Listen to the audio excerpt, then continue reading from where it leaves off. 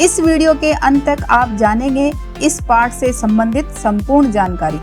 नमस्कार सभी को, हिंदी कला केंद्र में आपका स्वागत है। अगर आप इस चैनल पर नए हैं तो पहले इसको सब्सक्राइब करें व बेल आइकन को दबाना ना भूलें ताकि नए वीडियो का नोटिफिकेशन सबसे पहले आपको मिले। बच्चों, आज हम पढ़ने जा रहे हैं हमारी हिंदी की पुस्तक का पाठ 10, जिसका शीर्षक है झांसी की रानी। कौन है झांसी की रानी? लक्ष्मीबाई। ये देखो बच्चों, आप ये बात तो जानते ही हो कि 1947 से पहले हमारा देश अंग्रेजों के अधीन था, जिनसे छुटकारा पाने के लिए हमारे देश के अनगिनत स्वतंत्रता सेनानियों ने अपने प्राणों को न्योछावर किया था। उनमें से ही एक स्वतंत्रता सेनानी थी रानी लक्ष्मीबाई, जो झांसी की रानी के नाम से भी जानी जाती है। आज की इस कविता में रानी लक्ष्मीबाई के त्याग और बलिदान की कहानी सुनाई है, जिसमें उनके बचपन से लेकर मृत्यु तक की कहानी को सुंदर शब्दों से पिरोया है कवयित्री सुभद्रा कुमारी चौहान ने। बच्चों, ये कविता देखने में आपको बहुत ही लंबी लग रही है, लेकिन अगर आपने इसे ध्यान से सुना तो ये बहुत ही एक सरल कहानी की तरह आपको लगेगी। इस कविता में 1857 के समय जो देश में आज़ादी के लिए चिंगारी उठी थी, उस समय का वर्णन है। तो चलिए शुरू करते हैं। झांसी की रानी। सिंहासन हिल उठे, राजवंशों ने भ्रुकुटी तानी थी। बूढ़े भारत में भी आई फिर से नई जवानी थी। गुमी हुई आज़ादी की कीमत सबने पहचानी थी। दूर फिरंगी को करने की सबने मन में ठानी थी। यहाँ पर सबसे पहले जानते हैं, भ्रुकुटी का अर्थ है भौहें, जो हमारी आंखों के ऊपर होती हैं, और तानना का अर्थ होता है खींचना। लेकिन यहाँ पर भ्रुकुटी तन जाने का अर्थ है बहुत अधिक क्रोधित हो जाना, बहुत ज़्यादा गुस्सा आ जाना। सिंहासन हिल उठे, राजवंशों ने भ्रुकुटी तानी थी। बूढ़े भारत में भी आई फिर से नई जवानी थी। यहाँ पर भारत को बूढ़ा क्यों कहा गया है, फिर उसमें जवानी कैसे आई? क्योंकि ब्रिटिश सरकार का इतना आतंक छा गया था कि सभी भारतवासी एकदम निराश हो गए थे कि हमें तो अब आज़ादी मिलने से ही रही। लेकिन जब रानी लक्ष्मीबाई ने 1857 में इस चिंगारी को जगाया तो बूढ़े भारत में भी फिर से जवानी आ गई, यानी हर एक के मन में फिर से आज़ादी की लो जगाने वाली रानी लक्ष्मीबाई थी। उनका साथ देने के लिए सभी राजवंशों ने लड़ाई के लिए अपनी भ्रुकुटी तान ली थी। गुमी हुई आज़ादी की कीमत सबने पहचानी थी। दूर फिरंगी को करने की सबने मन में ठानी थी। गुमी हुई का अर्थ है खोई हुई, और फिरंगी विदेशी या अंग्रेज। अंग्रेजों ने जो भारतीयों को गुलाम बना रखा था, तो वो सब आज़ादी की कीमत को भूल ही गए थे। तो अब उनकी खोई हुई आज़ादी की कीमत को सभी भारतवासियों ने फिर से पहचाना, और इन अंग्रेजों को भारत से दूर भगाने के लिए सभी ने मन में ठान लिया था, निश्चय कर लिया था। चमक उठी सन 57 में, वह तलवार पुरानी थी। तो 1857 में, 57 का अर्थ है 57, तो 1857 में रानी लक्ष्मीबाई के द्वारा सभी के मन में आज़ादी के लिए लो जगाई गई। तो जो तलवार पुरानी थी वो भी चमक उठी, यानी वो भी लड़ाई के लिए तैयार हो गई। बुंदेले हर बोलों के मुँह, हमने सुनी कहानी थी। खूब लड़ी मर्दानी, वह तो झांसी वाली रानी थी। कौन थी ये? रानी लक्ष्मीबाई को झांसी की रानी कहा जाता है। बुंदेले हर बोलो कौन होते हैं? बुंदेलखंड की एक जाति विशेष होती है जो राजा महाराजाओं के यश गाती थी। तो उनके मुंह से जो गुणगान, जो यश वो सुनाते थे, वो हमने सुना। तो यहाँ पर कवित्री हमें कह रही है कि हमने इन बुंदेले हरबोलों के मुंह से कहानी सुनी थी कि वो खूब लड़ी मर्दानी। यहाँ पर रानी लक्ष्मीबाई को मर्दानी क्यों कहा गया है? क्योंकि मर्दों के काम होते हैं ये लड़ाई, तलवार चलाना, युद्ध लड़ना। तो वो सब काम किसने किए? रानी लक्ष्मीबाई ने, और वो बहुत ही वीरता और निडरता के साथ लड़ी, इसलिए उनमें मर्दों वाले गुण थे, ऐसा कहा गया, इसलिए उन्हें मर्दानी कहा गया। कि वो एक औरत होकर भी मर्दों की तरह, पुरुषों की तरह लड़ी थी। कौन थी वो? झांसी वाली रानी। वो झांसी की रहने वाली थी, इसलिए उनको झांसी की रानी कहा गया, यानी वो लक्ष्मीबाई। तो इस पद में कवित्री ने झांसी की रानी लक्ष्मीबाई के साहस और बलिदान का वर्णन करते हुए कहा है कि किस तरह उन्होंने गुलामी की निराशा में डूबे हुए हर भारतीय व्यक्ति के मन में आज़ादी की चिंगारी जगा दी थी। रानी लक्ष्मीबाई के साहस से हर भारतवासी जोश से भर उठा और सब लोगों ने अपनी आज़ादी की कीमत को पहचाना। वह सब ने एकजुट होकर अंग्रेजों को दूर भगाने की ठान ली थी। 1857 में रानी लक्ष्मीबाई ने तलवार उठाई थी, यानी अंग्रेजों के खिलाफ जो जंग छेड़ी थी, जो लड़ाई छेड़ी थी, उसमें वो मर्दों की तरह बहादुरी व वीरता से खूब लड़ी थी। रानी के शौर्य गाथा की ये कहानी कवियत्री ने बुंदेलखंड के उन लोगों से सुनी थी जो किसी के यश का गुणगान करते थे। तो ये सब है उन पंक्तियों का सरलार्थ। अगली पंक्तियां हैं। कानपुर के नाना की मुंह बोली बहन छबीली थी, लक्ष्मीबाई नाम पिता की वह संतान अकेली थी। नाना के संग पढ़ती थी वह, नाना के संग खेली थी।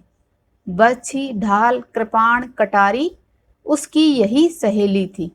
तो यहाँ इन पंक्तियों में रानी के बचपन के बारे में बताया गया है कि वो कैसी थी बचपन में, कौन से खिलौनों से खेलती थी और उसके पिता कौन थे, उसके भाई कौन थे। तो वह कानपुर के नाना साहब की मुंह बोली बहन छबीली थी। छबीली का अर्थ है सुंदर। तो वह कानपुर के नाना साहब की मुंह बोली बहन थी, यानी उनकी वो सगी बहन नहीं थी, लेकिन वो उसे अपनी बहन की तरह मानते थे। लक्ष्मीबाई नाम, उनका नाम क्या था? लक्ष्मीबाई।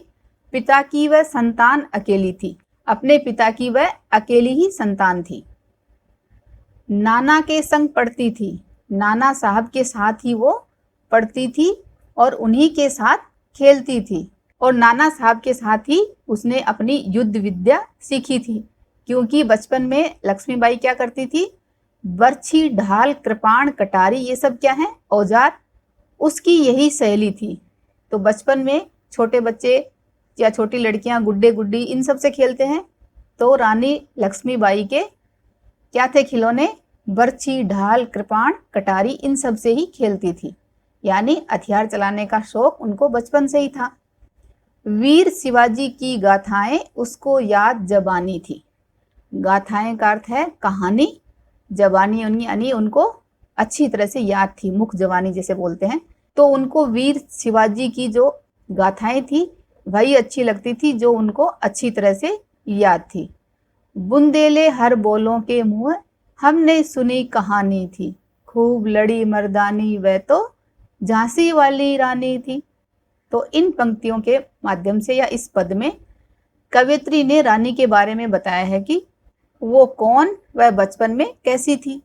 रानी लक्ष्मीबाई उनका नाम था और वो अपने पिता की अकेली संतान, वह कानपुर के नाना साहब की मुंह बोली सुंदर बहन थी। नाना साहब के साथ ही पढ़ना, खेलना व युद्ध विद्या सीखने का काम किया। उनके बचपन की सहेलियां बरछी ढाल कृपाण व कटारी ही होते थे। वीर शिवाजी की कहानियां उनको बहुत अच्छी तरह से याद थी। हमने ये कहानी रानी लक्ष्मीबाई के बारे में सुनी, जो मर्दों की तरह लड़ने वाली झांसी की रानी थी। अगला पद है। लक्ष्मी थी या दुर्गा थी, वह स्वयं वीरता की अवतार। देख मराठे पुलकित होते, उसकी तलवारों के वार। नकली युद्ध, व्यूह की रचना और खेलना खूब शिकार। सैन्य घेरना, दुर्ग तोड़ना, ये थे उसके प्रिय खिलवाड़। तो इन पंक्तियों में रानी की वीरता का परिचय दिया है कि वो लक्ष्मी थी या दुर्गा थी, वह स्वयं वीरता की अवतार थी। रानी लक्ष्मी जो हमारी लक्ष्मी और दुर्गा देवी हैं, उन्हीं की तरह वो साथ में वीरता की अवतार थी, यानी वो वीर नारी भी थी। उसको देखकर या उसकी तलवारों की कलाबाजी को देखकर मराठे, पुलकित होने का अर्थ है खुश होना, तो मराठे बहुत खुश होते थे। नकली युद्ध, व्यूह की रचना, व्यूह की रचना क्या होती है? कोई ऐसे समूह बनाना नकली या युद्ध में सुदृढ़ रक्षा पंक्ति बनाने के उद्देश्य से सैनिकों का किसी विशेष क्रम में खड़ा होना, एक घेरे की तरह ऐसे खड़ा होना जैसे युद्ध की कोई तैयारी कर रहे हों। तो उस तरह की व्यूह की रचना और सैन्य घेरना, दुर्ग तोड़ना, ये सब शिकार करना, ये सब रानी के प्रिय खेल थे। तो रानी इस तरह के खेल खेलती थी और औजार चलाती थी। महाराष्ट्र कुल देवी उसकी भी आराध्य भवानी थी। महाराष्ट्र की यानी मराठों की जो कुल देवी है भवानी, वो रानी की भी आराध्य का अर्थ है आराधना के योग्य या पूजनीय, तो वो भी रानी की पूजनीय थी। यानी रानी वीर होने के साथ, वीरता का गुण होने के साथ उनमें धार्मिक गुण भी थे। बुंदेले हर बोलों के मुँह हमने सुनी कहानी थी, खूब लड़ी मर्दानी वह तो झांसी वाली रानी थी। तो यहाँ इस पद में कवयित्री ने बताया है कि रानी लक्ष्मीबाई वीर होने के साथ साथ धार्मिक भी थी और वो किस तरह के खेल खेलना पसंद करती थी। रानी लक्ष्मीबाई दुर्गा लक्ष्मी के साथ साथ वीरता की देवी भी थी। उनकी तलवारबाजी को देखकर मराठे भी खुश होते थे। नकली युद्ध करना, व्यूह रचना, शिकार करना, सैन्य घेरना और दुर्ग तोड़ना उनके प्रिय खेल थे। मराठाओं की कुलदेवी भवानी उनकी भी पूजनीय थी। बुंदेले हर बोलों के मुँह उस रानी की वीरता के बारे में सुना जो मर्दों की तरह खूब लड़ी थी, जो कि झांसी की रानी थी। हुई वीरता की वैभव के साथ सगाई झांसी में, ब्याह हुआ रानी बन आई लक्ष्मीबाई झांसी में। राजमहल में बजी बधाई, खुशियां छाई झांसी में। सुभट बुंदेलों की विरुद्धावली सी वह आई झांसी में। चित्रा ने अर्जुन को पाया, शिव से मिली बहानी थी। बुंदेले हर बोलों के मुँह हमने सुनी कहानी थी, खूब लड़ी मर्दानी वह तो झांसी वाली रानी थी। तो यहाँ पर रानी की शादी किसके साथ हुई, कैसे हुई, इस तरह का वर्णन किया गया है। तो रानी का विवाह झांसी के राजा श्री गंगाधर राव के साथ हुआ था। हुई वीरता की वैभव के साथ सगाई झांसी में। वैभव का अर्थ है ऐश्वर्य या धन दौलत। तो जो राजा था श्री गंगाधर राव, तो वो बहुत पैसे वाले थे और रानी कैसी थी, वीरता। इसलिए यहाँ पर कहा गया है कि वीरता की वैभव के साथ सगाई झांसी में। तो झांसी का जो राजा था, जो बहुत ही सुख संपत्ति वाला था, उसके साथ वीर रानी की सगाई हुई। ब्याह हुआ रानी बन आई लक्ष्मीबाई झांसी में। शादी के बाद, यानी ब्याह का अर्थ है शादी, तो शादी के बाद रानी बनकर लक्ष्मीबाई झांसी में आ गई। उनके आने से राजमहल में बजी बधाई, खुशियां छाई झांसी में। उनके आने से उनके राजमहल में चारों तरफ खुशियां छा गई, चारों तरफ बधाइयां दी गई। सुभट, सुभट का अर्थ है रणकुशल या योद्धा, और विरुद्धावली का अर्थ है विस्तृत कीर्ति गाथा या बड़ाई, कि उनकी जो युद्ध कला में रानी जो निपुण थी, उनकी बड़ाई दूर दूर तक फैली हुई थी। तो उनकी साथ में वो युद्ध में कैसी हैं, रण कौशल में निपुण है, उनकी ये बात, उनकी ये बड़ाई भी साथ में झांसी आ गई। यानी हर एक व्यक्ति को पता चला कि रानी कितनी वीरता के साथ काम करती है। रानी और श्री गंगाधर राव की जोड़ी को किसके साथ समानता करी है, चित्रा ने अर्जुन को पाया। जैसे चित्रा और अर्जुन की जोड़ी है, शिव से मिली भवानी है, भवानी और शिव की जोड़ी है, वैसे ही रानी लक्ष्मीबाई और श्री गंगाधर राव की जोड़ी थी। यानी बहुत ही अच्छी जोड़ी थी। बुंदेले हर बोलों के मुँह हमने सुनी कहानी थी, खूब लड़ी मर्दानी वह तो झांसी वाली रानी थी। तो ये बात हमने बुंदेलखंड के हर बोलों के मुँह से सुनी, उस रानी के बारे में जो खूब लड़ी थी मर्दों की तरह। कविता के इस पद में कवयित्री ने लक्ष्मीबाई के विवाह किसके साथ व कहाँ हुआ का उल्लेख किया है। रानी का विवाह बहुत ही संपन्न घर झांसी में श्री गंगाधर राव के साथ हुआ। उनकी जोड़ी को शिव पार्वती और अर्जुन चित्रा की उपमा दी गई है। अपनी युद्ध कला की प्रसिद्धि लिए ही वह झांसी आई। उनके आने से झांसी में खुशियां छा गई थी, यानी चारों तरफ खुशी का माहौल छा गया था। अगला पद है, उदित हुआ सौभाग्य, मुदित महलों में उजियाली आई, किंतु काल गति चुपके चुपके काली घटा घेर लाई, तीर चलाने वाले कर में उसे चूड़ियां कब भाई, रानी विधवा हुई हाय, विधि को भी नहीं दया आई, निसंतान मरे राजा जी, रानी शोक समानी थी। तो रानी के शादी करके महल में आ जाने से उदित हुआ सौभाग्य, राजमहल के लोगों का भी सौभाग्य यानी भाग्य खुल गया। मुदित महलों में उजियाली छाई, मुदित का अर्थ है मोद युक्त या आनंदित, तो चारों तरफ आनंद का माहौल छा गया। किंतु काल गति, काल गति का अर्थ है मृत्यु, चुपके चुपके काली घटा घेर लाई, लेकिन समय की जो गति है मृत्यु, वो चारों तरफ काली घटा घेर लाई, यानी वो बुराइयां घेर लाई। तीर चलाने वाले कर में उसे चूड़ियां कब भाई, जो रानी के तीर चलाने वाले कर का अर्थ है हाथ, तो रानी के जो तीर चलाने वाले हाथ थे उनको चूड़ियां कब भाई।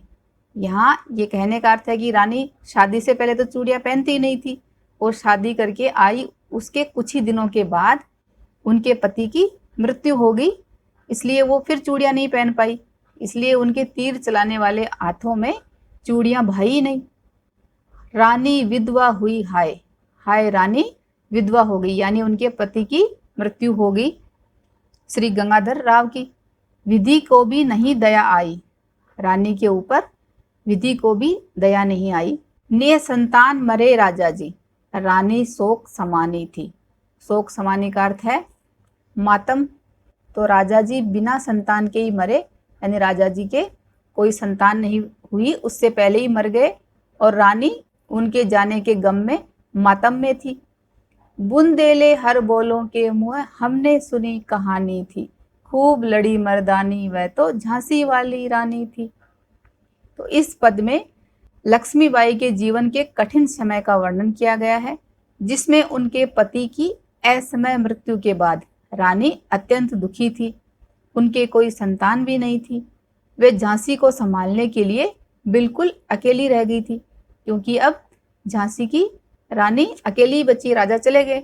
बुझा दीप झांसी का तब डल हो जी मन में हर्ष आया, राज्य हड़प करने का उसने ये अच्छा अवसर पाया, फौरन फौजें भेज दुर्ग पर अपना झंडा फहराया, लावारिस का वारिस बनकर ब्रिटिश राज्य झांसी आया, अश्रुपूर्ण रानी ने देखा झांसी हुई वीरानी थी, बुंदेले हर बोलों के मुँह हमने सुनी कहानी थी, खूब लड़ी मर्दानी वह तो झांसी वाली रानी थी। तो इस पद में बताया गया है कि जब बुझा दीप, दीप बुझ गया यानी झांसी का राजा मर गया, तब डलहौजी मन में हर्ष आया। अंग्रेजों का जो लीडर था डलहौजी, वो उस वक्त अपने मन में हर्ष आया, हर्ष आया का अर्थ है प्रसन्नचित होना, खुश हो गया। राज्य हड़प करने का उसने ये अच्छा अवसर पाया, अब उसको ये राज्य यानी झांसी लेने का बहुत ही अच्छा अवसर था उसके पास। फौरन फौजें भेज दुर्ग पर अपना झंडा फहराया, तुरंत उसने अपनी फौज भेजकर झांसी के दुर्ग पर अपना झंडे को फहरा लिया कि झांसी हमारा है। लावारिस का वारिस बनकर ब्रिटिश राज्य झांसी आया। अभी जब राजा मर गया था तो झांसी क्या हो गई, उसका कोई मालिक नहीं था, तो झांसी लावारिस हो गई, जिसका कोई वारिस ना हो तो उसका वारिस यानी उसका मालिक बनकर ब्रिटिश राज्य झांसी में आ गया। इधर झांसी का राजा मर गया था और रानी मातम में थी। अश्रुपूर्ण रानी ने देखा, अश्रुपूर्ण का अर्थ है आंखों से भरी हुई, यानी दुखी रानी ने देखा झांसी हुई वीरानी थी, वीरानी का अर्थ है अनाथ। रानी ने देखा कि अब झांसी तो अनाथ हो गई, अब रानी को ही कुछ करना पड़ेगा। बुंदेले हर बोलों के मुँह हमने सुनी कहानी थी, खूब लड़ी मर्दानी वह तो झांसी वाली रानी थी। झांसी की रानी कविता के इस पद में यह बताया गया है कि झांसी के राजा की असमय मृत्यु के बाद उस समय के अंग्रेज अधिकारी डलहौजी को झांसी को हड़पने का अच्छा अवसर मिल गया था, क्योंकि उसे लगा कि यही सही वक्त है। उसने अपनी सेना को अनाथ हो चुकी झांसी पर कब्जा जमाने के लिए भेज दिया था, क्योंकि उस वक्त रानी मातम में थी और वहां का राजा चला गया था और उनके कोई संतान भी नहीं थी। अनुनय विनय नहीं सुनता है, विकट फिरंगी की माया, व्यापारी बन दया चाहता था जब ये भारत आया। डलहौजी ने पैर पसारे, अब तो पलट गई काया, राजाओं नवाबों को भी उसने पैरों ठुकराया। रानी दासी बनी, बनी ये दासी अब महारानी थी, बुंदेले हर बोलों के मुँह हमने सुनी कहानी थी, खूब लड़ी मर्दानी वह तो झांसी वाली रानी थी। तो अनुनय विनय का अर्थ है याचना करना, विनय यानी प्रार्थना करना, विकट का अर्थ है भयंकर या दुर्गम कठिन। आज झांसी पर जब कठिन समय आया है, उस वक्त कोई उनकी प्रार्थना नहीं सुन रहा है, लेकिन जब ये फिरंगी व्यापारी बन दया चाहता था जब ये भारत आया, लेकिन जब ये फिरंगी यानी अंग्रेज जब भारत आए थे, उस वक्त वो सिर्फ व्यापारी बनकर आए थे कि हमें यहाँ पर व्यापार करना है। डलहौजी ने पैर पसारे, अब तो पलट गई काया, राजाओं नवाबों को भी उसने पैरों ठुकराया। जब ये लोग आए थे तो उस वक्त तो ये सिर्फ दया मांग रहे थे कि हमें सिर्फ व्यापार करना है, लेकिन अब तो इन्होंने अपने पैर पसार लिए, यानी वो बहुत सारी चीज़ों पर उन्होंने कब्जा कर लिया। तो अब तो ये काया ही पलट गई, ये पूरा दृश्य ही पलट गया है। अब तो उन्होंने राजाओं और नवाबों को भी उन्होंने ठुकरा दिया है, अभी उन पर भी ये अपना राज चला रहे हैं। जबकि जब ये भारत आए थे तो उस वक्त सिर्फ व्यापारी बनना चाहते थे, लेकिन बाद में वो यहाँ पर पूरे मालिक ही बन गए, हमारी भारतीय जनता को ही गुलाम बना लिया था। रानी दासी बनी, बनी ये दासी अब महारानी थी, जो रानी थी उसको भी दासी बना दिया, लेकिन अब ये दासी जो थी वो अब महारानी बन गई, यानी वो अब महारानी बन गई। उसने ठान लिया कि वो झांसी को संभालेगी। बुंदेले हर बोलों के मुँह हमने सुनी कहानी थी, खूब लड़ी मर्दानी वह तो झांसी वाली रानी थी। झांसी की रानी कविता के इस पद में कवयित्री बता रही हैं कि अंग्रेज लोग भारत में व्यापारी बनकर आए थे और फिर धीरे धीरे उन्होंने यहाँ के सभी बड़े बड़े राजा महाराजाओं और रानियों से दया और सहायता की भीख मांगकर उनका ही राज्य हड़प लिया था। परंतु लक्ष्मीबाई अन्य राजा रानियों के विपरीत थी, उन्होंने विषम परिस्थितियों में भी एक महारानी की तरह झांसी को संभाला, क्योंकि अब रानी ने सोच लिया है कि झांसी को वो संभालेगी। छिनी राजधानी दिल्ली की, लिया लखनऊ बातों बात, कैद पेशवा था बिठुर में, हुआ नागपुर का भी घात, उदयपुर तंजौर सतारा, कर्नाटक की कौन बिसात, जबकि सिंध पंजाब बर्मा पर अभी हुआ था वज्र निपात। इन पंक्तियों के माध्यम से कवयित्री कहना चाह रही हैं कि ब्रिटिश सरकार ने हमारी राजधानी दिल्ली को भी छीन लिया था, लिया लखनऊ बातों बात, बातों ही बातों में, यानी बहुत जल्दी लखनऊ को भी अपने कब्जे में ले लिया। कैद पेशवा था बिठुर में, और पेशवा को बिठुर में कैद कर दिया था। हुआ नागपुर का भी घात, घात का अर्थ है छल या चाल, तो नागपुर को भी छल कपट के साथ ले लिया था। उदयपुर तंजौर सतारा, कर्नाटक की कौन बिसात, इन सब की भी, बिसात का अर्थ है सामर्थ्य, यानी इनकी भी क्या औकात थी, कहने का अर्थ है कि इन चारों को भी अपने कब्जे में ले लिया। जबकि सिंध पंजाब ब्रह्मा पर अभी हुआ था वज्र निपात, वज्रपात का अर्थ होता है बिजली गिरना, तो वैसे ही इन सब पर भी अभी अभी बिजली गिरी है, यानी इनके ऊपर भी अभी अभी कब्जा किया गया है। बंगाले मद्रास आदि की भी तो यही कहानी थी, और इधर बंगाल और मद्रास जिसको आज हम चेन्नई के नाम से जानते हैं, तो उनकी भी यही कहानी थी, यानी अंग्रेजों ने बंगाल और मद्रास पर भी अपना कब्जा जमा लिया था। बुंदेले हर बोलों के मुँह हमने सुनी कहानी थी, खूब लड़ी मर्दानी वह तो झांसी वाली रानी थी। इस पद में उन सभी राज्यों की चर्चा की गई है जिन्हें अंग्रेजों द्वारा हड़प लिया गया था, जो कि निम्न है। सबसे पहले उन्होंने क्या लिया, दिल्ली, फिर हाथों हाथ लखनऊ, बिठूर, नागपुर, उदयपुर, तंजौर, सतारा, कर्नाटक, सिंध प्रांत, पंजाब, बंगाल और मद्रास, अर्थात ऐसा कोई क्षेत्र नहीं बचा था जहां बेईमान अंग्रेजों ने अपना अधिकार नहीं जमाया हो। कहीं पर उन्होंने अपने बल से कब्जा किया तो कहीं पर अपने छल से। रानी रोई रनिवासों में, बेगम गम से थी बेजार, उनके गहने कपड़े बिकते थे कलकत्ते के बाजार, सरे आम नीलाम छापते थे अंग्रेजों के अखबार, नागपुर के जेवर ले लो, लखनऊ के लो 9 लाख हार। बेजार का अर्थ है परेशान। तो रानी रोई रनिवासों में, तो ब्रिटिश सरकार की ये हरकत देखकर रानी रोई अपने महलों में, रनिवासों में, जहां पर राजाओं की रानियां रहती थी, तो वो सब भी रोई और उनकी बेगम गम से थी बेजार। उनकी बेगम भी गम में यानी दुख में थी परेशान। क्यों परेशान थी बेगम और रानियां? क्योंकि उनके गहने और कपड़े बिकते थे कलकत्ते के बाजार। कलकत्ते के बाजार में उनके गहने और कपड़ों को ये ब्रिटिश सरकार बेचती थी। सरे आम नीलाम छापते थे अंग्रेजों के अखबार। अपने अखबारों में सरे आम रानियों के गहने और कपड़ों के लिए नीलामी छापते थे। क्या लिखते थे? नागपुर के जेवर ले लो, लखनऊ के लो 9 लाख हार। यूं पर्दे की इज्जत परदेसी के हाथ बिकानी थी। तो इस तरह जो हमारे देश के राजाओं की रानियां और बेगम थी, उनकी इज्जत को परदेसी यानी जो फिरंगी थे उनके हाथों उनकी इंसल्ट हो रही थी। तो ब्रिटिश सरकार ने साथ में बहुत सारे राज्य तो हमारे हड़प ही लिए, साथ में जो रानी और बेगम थी उनको भी परेशान कर रहे थे, उनके भी गहने और कपड़ों की नीलामी कर रहे थे और उनकी इज्जत के साथ खिलवाड़ कर रहे थे। बुंदेले हर बोलों के मुँह हमने सुनी कहानी थी, खूब लड़ी मर्दानी वह तो झांसी वाली रानी थी। इस पद में कुर्र अंग्रेजों की निर्लज्जता का वर्णन है कि कैसे वे लोग सभी राजाओं तथा नवाबों की हत्या के बाद वहां के राज्य तो हड़पते ही थे, साथ ही साथ वे उनकी रानियों और बेगमों की इज्जत से भी खिलवाड़ करते थे, चाहे वह लखनऊ की बेगम हो या कलकत्ता और नागपुर की रानियां। उनके कपड़े और जेवर तक छीनकर नीलाम कर दिए जाते थे और अब उनका अगला कदम झांसी की ओर था।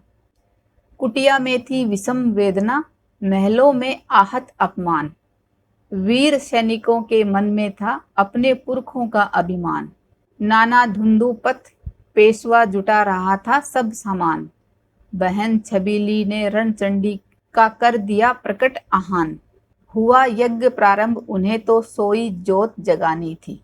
तो अब ब्रिटिश सरकार की ये हरकत देखकर झांसी के लोगों ने भी एक यज्ञ की शुरुआत करी ताकि सोए हुए सारे लोग जाग जाएं। कुटिया में थी विषम वेदना, विषम का अर्थ है विकट या भयंकर जो दुख था, तो कुटिया में भी भयंकर दुख था। महलों में आहत अपमान, तो महलों में भी राजा रानियों का भी अपमान किया जा रहा था, तो वो भी आहत था, वहां भी चोट लगी थी। वीर सैनिकों के मन में था अपने पुरखों का अभिमान, जो वीर सैनिक थे उनके मन में भी अपने पुरखों के लिए अभिमान था। नाना धुंधु पथ पेशवा जुटा रहा था सब सामान, क्योंकि ये सब युद्ध के लिए तैयारी कर रहे थे, क्योंकि ब्रिटिश सरकार का अगला कदम किस ओर था? झांसी की ओर। बहन छबीली ने, बहन छबीली कौन है? नाना की मुंह बोली बहन यानी रानी लक्ष्मीबाई, उन्होंने भी रणचंडी का कर दिया प्रकट आहान। आहान का अर्थ है बुलावा या आमंत्रण, तो उन्होंने भी खुले में ये आमंत्रण दे दिया कि अब मैंने भी रणचंडी का रूप धारण कर लिया, यानी मैं भी अब भयंकर लड़ने वाली हूँ, उनका सामना करने वाली हूँ। हुआ यज्ञ प्रारंभ उन्हें तो सोई ज्योत जगानी थी, जो लोगों के मन में निराशा आ गई थी कि हमें तो गुलाम ही रहना पड़ेगा, आज़ादी को भूले जा रहे थे, तो उन सब लोगों के मन में ये ज्योत आज़ादी के लिए जगानी थी। किसने जगाई ये ज्योत? रानी लक्ष्मीबाई ने। बुंदेले हर बोलों के मुँह हमने सुनी कहानी थी, खूब लड़ी मर्दानी वह तो झांसी वाली रानी थी। इस पद में बताया गया है कि चाहे वो गरीब हो या अमीर, सभी के मन में अंग्रेजों के लिए विद्रोह की चिंगारी धधक रही थी, यानी सभी लोग उनसे लड़ने के लिए अब तैयार थे। सभी सैनिक नाना साहब पेशवा जी के नेतृत्व में युद्ध करने को तैयार थे। साथ में उनकी मुंह बोली बहन लक्ष्मीबाई ने भी हार न मानकर उनके साथ अंग्रेजों से लड़ने का निर्णय कर लिया था कि वो भी उनके साथ रणचंडी का रूप लेकर लड़ेगी। महलों ने दी आग, झोपड़ी ने ज्वाला सुलगाई थी। ये स्वतंत्रता की चिंगारी अंतरतम से आई थी। झांसी चेती, दिल्ली चेती, लखनऊ लपटे छाई थी। मेरठ, कानपुर, पटना ने भारी धूम मचाई थी। जबलपुर, कोल्हापुर में भी कुछ हलचल उकसानी थी। तो इन सब लोगों की तैयारी को देखकर महलों ने दी आग, महलों ने भी आग दी, झोपड़ी ने भी ज्वाला सुलगाई। ज्वाला का अर्थ होता है आग। यहाँ कहने का अर्थ है कि जो राजा महाराजा थे उनके मन में भी चिंगारी थी, आग जलाई थी स्वतंत्रता के लिए, और जो गरीब लोग थे वो भी स्वतंत्रता के लिए लड़ने को तैयार हो गए थे। ये स्वतंत्रता की चिंगारी और ये जो स्वतंत्रता के लिए लड़ने की जो चिंगारी थी, सबके मन में जो एक आशा जगी, अंतरतम से आई थी। अंतरतम का अर्थ है आत्मीय, सबकी आत्मा से आई थी। इन फिरंगियों की हरकत देखकर हर कोई परेशान हो गया था।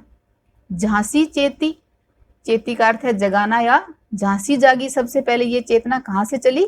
झांसी के लोग सतर्क हुए। उसके बाद दिल्ली चेती, ये लहर दिल्ली तक गई। लखनऊ लपटें छाई थी, लखनऊ में भी उसकी लपटों का असर हुआ, यानी स्वतंत्रता की चिंगारी लखनऊ तक भी पहुंची। उसके बाद मेरठ, कानपुर, पटना ने भी भारी धूम मचाई थी। तो वहां के लोग भी इस स्वतंत्रता की चिंगारी में शामिल हो गए। जबलपुर, कोल्हापुर में भी कुछ हलचल उकसानी थी। उकसानी का अर्थ है शुरू करना। तो जबलपुर और कोल्हापुर के लोग भी इसमें शामिल होने के लिए तैयार हो गए थे। बुंदेले हर बोलों के मुँह हमने सुनी कहानी थी, खूब लड़ी मर्दानी वह तो झांसी वाली रानी थी। तो ये सारी स्वतंत्रता की चिंगारी जगाने वाली कौन थी? झांसी। और झांसी की रानी कौन थी? लक्ष्मीबाई। तो ये सारे काम किसने किए? लक्ष्मीबाई ने। झांसी की रानी कविता के इस पद में बताया गया है कि विद्रोह की चिंगारी देश के हर राज्य से सुलग रही थी, चाहे वो झांसी हो या लखनऊ। दिल्ली, मेरठ, कानपुर तथा पटना राज्यों के राजाओं ने भी इसमें अपना पूरा साथ दिया। साथ ही जबलपुर और कोल्हापुर जैसे बड़े शासकों ने भी सन 1857 की क्रांति में बढ़ चढ़कर हिस्सा लिया था। इस स्वतंत्रता महायज्ञ में कई वीरवर आए काम। नाना धुंधुपत तांतिया, चतुर अजीमुल्ला सरनाम, अहमद शाह मौलवी, ठाकुर कुंवर सिंह सैनिक अभिराम। भारत के इतिहास गगन में अमर रहेंगे जिनके नाम। तो इन पंक्तियों में कवित्री ने उन लोगों के नाम बताए हैं जो स्वतंत्रता का महायज्ञ, यज्ञ होता है एक छोटा सा, थोड़ा कम लोगों के बीच, तो लेकिन यहाँ तो ये महायज्ञ हो गया था, यानी सभी राज्य तैयार हो गए थे। तो स्वतंत्रता के लिए जो ये महायज्ञ शुरू हुआ था, इसमें बहुत सारे वीर आए काम, बहुत सारे वीरों ने अपना सहयोग दिया। उनमें से कुछ चुनिंदा वीरों के नाम ये हैं। तो इनके नाम भारत के इतिहास गगन में हमेशा के लिए अमर रहेंगे। लेकिन आज जुर्म कहलाती उनकी जो कुर्बानी थी। कुर्बानी का अर्थ है जो उन्होंने अपना बलिदान त्याग दिया था, वो फिरंगियों के लिए तो जुर्म था। बुंदेले हर बोलों के मुँह हमने सुनी कहानी थी, खूब लड़ी मर्दानी वह तो झांसी वाली रानी थी। इस पद में हमारे स्वतंत्रता संग्राम में लड़ने और शहीद होने वाले कई बड़े वीरों का उल्लेख किया गया है। नाना धुंधु पंथ तांतिया, चतुर अजीमुल्ला सरनाम, अहमद शाह मौलवी, ठाकुर कुंवर सिंह तथा सैनिक अभिराम आदि ऐसे ही वीर और साहसी क्रांतिकारी थे जिन्होंने युद्ध में दुश्मनों से जमकर संघर्ष किया था।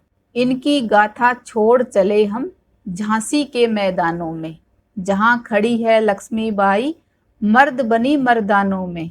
लेफ्टिनेंट वाकर आ पहुंचा, आगे बढ़ा जवानों में, रानी ने तलवार खींच ली, हुआ द्वंद्व असमानों में। जख्मी होकर वाकर भागा, उसे अजब हैरानी थी। तो इन पंक्तियों में कवयित्री कहना चाह रही हैं कि इनकी गाथा छोड़ चले। जो हम स्वतंत्रता सेनानियों की बात कर रहे थे, उनकी गाथा को हम यही छोड़ देते हैं, उनकी कहानी को। अब हम सिर्फ झांसी के मैदानों में चलते हैं, वहाँ क्या हो रहा है वहाँ का दृश्य बताते हैं। जहाँ खड़ी है लक्ष्मीबाई, वहाँ पर कौन खड़ी है? लक्ष्मीबाई। मर्द बनी मर्दानों में, क्योंकि बाकी जो जनता है जो युद्ध के लिए आई है वो सब कौन है? पुरुष हैं। तो सारे मर्दों के बीच में मर्द बनी हुई रानी लक्ष्मीबाई खड़ी है, यानी वो भी मर्दों की तरह ही तैयार है लड़ने के लिए। लेफ्टिनेंट वाकर आ पहुंचा, जो अंग्रेजों का, तो डलहौजी के बाद अंग्रेजों का जो सरदार था लेफ्टिनेंट वाकर आ पहुंचा लड़ने के लिए। आगे बढ़ा जवानों में, जवानों के साथ आगे बढ़ा। रानी ने तलवार खींच ली। रानी ने तलवार खींचने का अर्थ है कि रानी भी युद्ध के लिए तैयार होगी, उसने भी अपनी तलवार निकाल ली। हुआ द्वंद्व असमानों में, दो असमान लोगों के बीच द्वंद्व हुआ, क्योंकि रानी तो स्त्री थी और वो पुरुष था, तो उन दो के बीच में द्वंद्व का अर्थ है संघर्ष, दोनों के बीच खूब संघर्ष हुआ। जख्मी होकर वाकर भागा, उसे अजब हैरानी थी। लेकिन जो लेफ्टिनेंट वॉकर आया था उसको पता नहीं था कि रानी इतनी वीर है जो उसे ही जख्मी कर देगी। तो उससे जख्मी होकर, घायल होकर वाकर वहां से भाग गया। लेकिन वो आश्चर्यचकित था, उसे हैरानी थी कि वो एक औरत होकर भी उसे हरा सकती है। बुंदेले हर बोलों के मुँह हमने सुनी कहानी थी, खूब लड़ी मर्दानी वह तो झांसी वाली रानी थी। यहाँ इन सभी वीरों के अलावा वीरांगना रानी लक्ष्मीबाई की वीरता का परिचय है।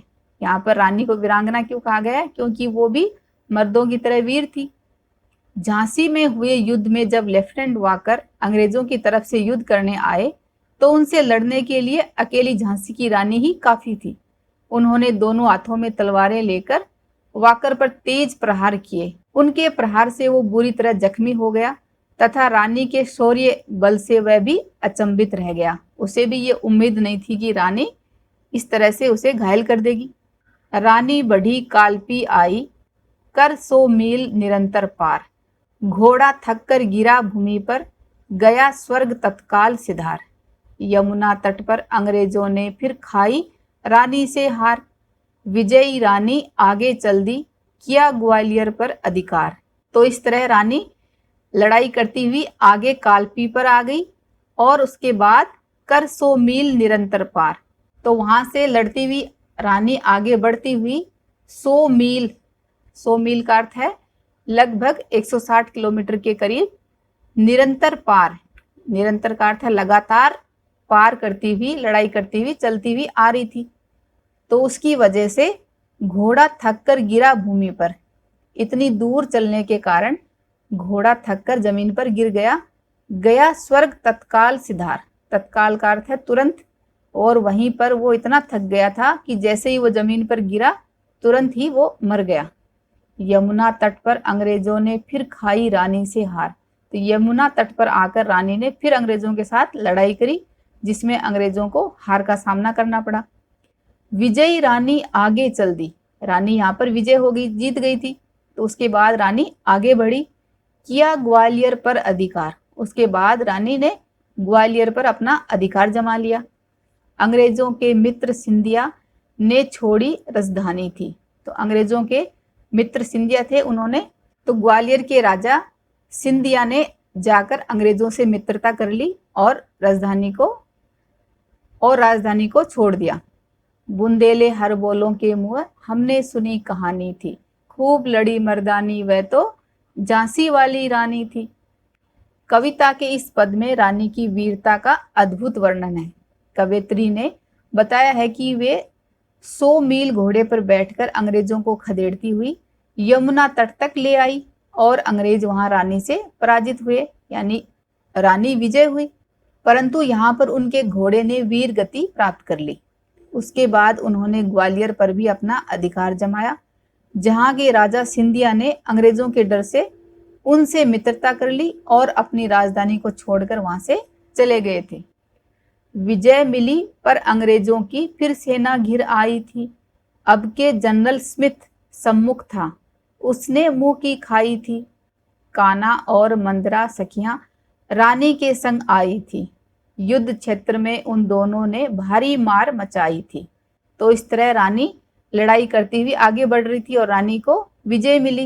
रानी जीतती हुई जा रही थी, लेकिन अंग्रेजों की सेना फिर रानी के चारों तरफ से घिर आ गई, यानी रानी को अंग्रेजी सेना ने चारों तरफ से घेर लिया।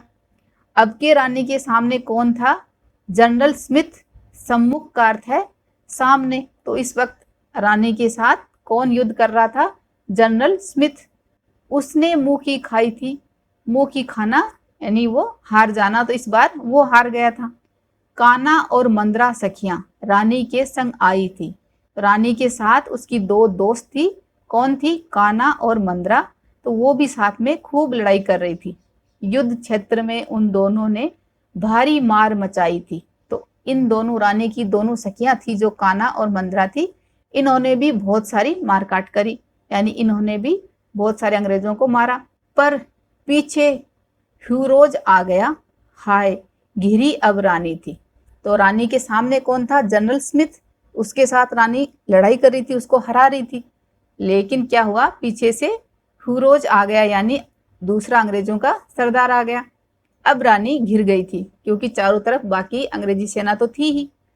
बुंदेले हर बोलों के मुँह हमने सुनी कहानी थी, खूब लड़ी मर्दानी वह तो झांसी वाली रानी थी। इस पद में बताया गया है कि अब जनरल स्मिथ ने सेना की कमान संभाल ली थी। रानी लक्ष्मीबाई का साथ देने के लिए उसकी दो सहेलियां काना और मंद्रा युद्ध मैदान में उतर गई थी। इन तीनों ने अपनी वीरता और साहस के दम पर कई अंग्रेज सैनिकों की लाशें बिछा दी थी, परंतु तभी पीछे से जनरल ह्यूरोज ने आकर रानी को घेर लिया था और यहीं रानी उसके शिकंजे में फंस गई थी, क्योंकि चारों तरफ से ब्रिटिश सेना का घेरा तो पहले से ही था। तो भी रानी मार काट कर चलती बनी सैन्य के पार, किंतु सामने नाला आया था ये संकट विषम अपार। घोड़ा अड़ा, नया घोड़ा था, इतने में आगे सवार। रानी एक, शत्रु बहुतेरे, होने लगे वार पर वार। इतना सब हो जाने के बाद भी रानी लगातार मार काट करती हुई आगे बढ़ रही थी, सारे सैनिकों के पार जा रही थी। जो उन्होंने घेरा बना रखा था उसको पार कर रही थी। किंतु इस बार क्या हुआ? सामने नाला आया, एक बड़ा सा चौड़ा नाला आ गया था। ये संकट विषम अपार। अपार का अर्थ है जिसका पार न हो, असीम या असंख्य। तो इस बार ये संकट ऐसा आ गया कि जिसको पार करना बहुत ही मुश्किल हो गया था। क्यों मुश्किल हो गया था? एक तो नाला बहुत चौड़ा था, दूसरा घोड़ा अड़ा, नया घोड़ा था। रानी का जो पहले वाला घोड़ा था वो तो दूर चल के आ जाने से पहले ही वो मर गया था। फिर रानी ने दूसरा घोड़ा लिया, तो इस बार रानी का वो घोड़ा नया था, इसलिए वो अड़ गया। घोड़े को लगा कि वो इस नाले को पार नहीं कर पाएगा।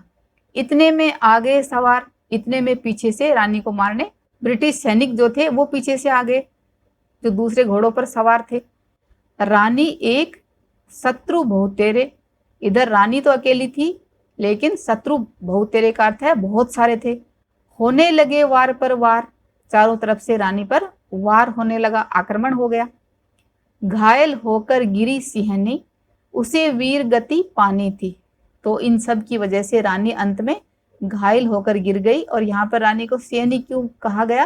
क्योंकि वो एक शेरनी की तरह इन सब का सामना कर रही थी, लेकिन अंत में रानी को वीर गति प्राप्त हो गई, यानी रानी वहीं शहीद हो गई।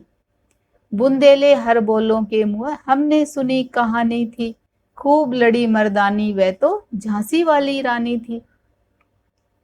इस पद में बताया गया है कि रानी जैसे तैसे बचते हुए दुश्मनों के बीच से निकलकर बाहर आई गई थी, लेकिन अचानक उनके सामने एक चौड़ा नाला आ गया। उनका घोड़ा नया होने के कारण उसे पार नहीं कर पाया और वहीं अड़ गया, यानी वो वहीं पर रुक गया। बस यही शत्रुओं ने मौका देखकर अकेली रानी पर कई वार पर वार किए और झांसी की रानी ने यहीं अपनी अंतिम सांस तक लड़ते हुए वीर गति प्राप्त कर ली। रानी गई सिधार, चिता अब उसकी दिव्य सवारी थी। मिला तेज से तेज, तेज की वह सच्ची अधिकारी थी। अभी उम्र कुल 23 की थी, मनुज नहीं अवतारी थी। हमको जीवित करने आई, बन स्वतंत्रता नारी थी। तो इन पंक्तियों के माध्यम से कवयित्री कहना चाह रही हैं कि रानी तो सिधार गई, यानी रानी तो मर गई, लेकिन चिता अब उसकी दिव्य सवारी थी। उनकी चिता, अब चिता ही उनकी दिव्य का अर्थ है कि बढ़िया भव्य सवारी थी, यानी अब रानी को जाना ही था। मिला तेज से तेज, तेज की वह सच्ची अधिकारी थी। उनको बहुत सारी प्रशंसा मिली और वास्तव में वो उस प्रशंसा की अधिकारी भी थी। उन्होंने वो सब कर दिखाया, क्योंकि अभी उनकी उम्र सिर्फ 23 की थी। अभी वो 23 साल की 23 ईयर की थी। मनुज नहीं अवतारी थी। उन्होंने इतनी छोटी उम्र में भी ऐसे काम कर दिए। मनुज का अर्थ है कि वो कोई मनुष्य ना होकर कोई अवतारी था, यानी वो कोई भगवान का ही रूप थी। हमको जीवित करने आई, बन स्वतंत्रता नारी थी। हम सब जो सो रहे थे, उस समय की जनता जो सो रही थी गुलामी की जंजीरों में, उन सबको जगाने के लिए, उन सबको जिंदा करने के लिए ही शायद वो स्वतंत्रता की नारी बनकर आई थी। दिखा गई पथ, पथ का अर्थ है रास्ता। सिखा गई हमको जो सीख सिखानी थी। तो रानी हमें स्वतंत्रता का रास्ता दिखा गई और जो सीख उसे सिखानी थी कि इन अंग्रेजों से कैसे मुकाबला करना है, वो हमें सिखा गई। बुंदेले हर बोलों के मुँह, हमने सुनी कहानी थी, खूब लड़ी मर्दानी, वह तो झांसी वाली रानी थी। इस पद में रानी की दिव्यता का वर्णन है कि रानी अब परलोक सिधार चुकी थी, यानी वो मर चुकी थी, परंतु उनके चेहरे पर सूरज के जैसी चमक छाई हुई थी, यानी उनका तेज वैसा का वैसा ही था। उनकी उम्र केवल 23 साल थी। इतनी छोटी सी उम्र में वह एक अवतारी नारी की तरह आकर हम सभी देशवासियों को जीवन का सही मार्ग दिखा गई थी। क्रांति की चिंगारी का बीज सही मायनों में उन्होंने ही देशवासियों के मन में बोया था। जाओ रानी याद रखेंगे हम कृतज्ञ भारतवासी, ये तेरा बलिदान जगावेगा स्वतंत्रता अविनाशी।